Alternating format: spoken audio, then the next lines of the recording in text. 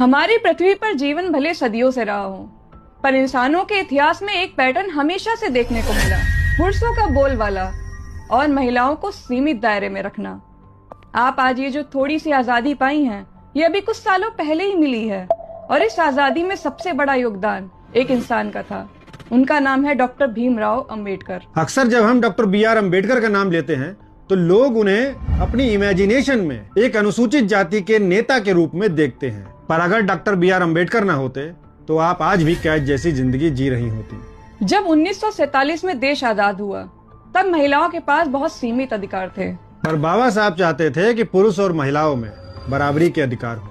और ऐसा कोई अच्छा इंसान ही सोच सकता है जिसे प्रकृति से प्रेम हो, जिसके अंदर इंसानियत हो। आजादी के पहले हालात ये थे कि सिर्फ बेटों को ही संपत्ति में हिस्सेदार माना जाता था, बेटियों को ये अधिकार नहीं थे। शादी के बाद पति आपको मारे पीटे, आपकी जिंदगी नरक बना दे, फिर भी आपको उसके साथ ही रहना पड़ता था। तलाक का अधिकार भी नहीं था, विधवा महिलाएं दूसरी शादी भी नहीं कर सकती थी। पर पुरुष एक पत्नी के रहते हुए भी और भी कर सकते थे, और पत्नी को ये झेलना पड़ता था क्योंकि उनके पास कानूनी अधिकार नहीं थे। यही सब बाबा साहब बदलना चाहते थे। इसीलिए उन्होंने नेहरू सरकार में हिंदू कोड बिल का मसौदा तैयार किया था, पर इस बिल का बहुत विरोध हुआ। विरोध का कारण था, हमेशा से ताकत पुरुषों ने अपने पास रखी है।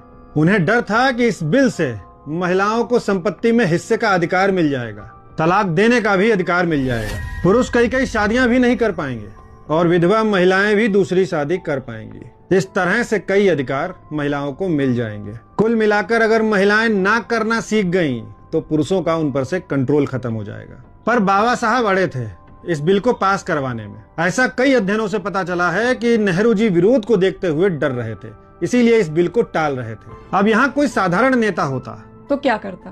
वो सोचता, अरे छोड़ो, मुझे क्या, मैं तो देश का कानून मंत्री हूँ, मैं क्यों पंगा लूं। ज्यादातर लोग कुर्सी से चिपक जाते हैं। लेकिन बाबा साहब अलग ही मिट्टी के इंसान थे। उन्होंने इस बिल को अधिक समय तक टलने की वजह से मंत्री पद से इस्तीफा दे दिया। सोचिए, एक इंसान ने सिर्फ बदलाव के लिए इस देश का सबसे बड़ा पद त्याग दिया। भले ही वो बिल उस समय पास नहीं हुआ, लेकिन उनकी उस कुर्बानी और लगातार दबाव की वजह से आगे चलकर 1955-56 में उसी बिल को 4 टुकड़ों में लाया गया। और अगर आज देश की बेटियों के पास कानूनी अधिकार है और वो बराबरी का जीवन जी रही हैं, तो उन अधिकारों पर बाबा साहब के पद की कुर्बानी और उनकी जिद शामिल है।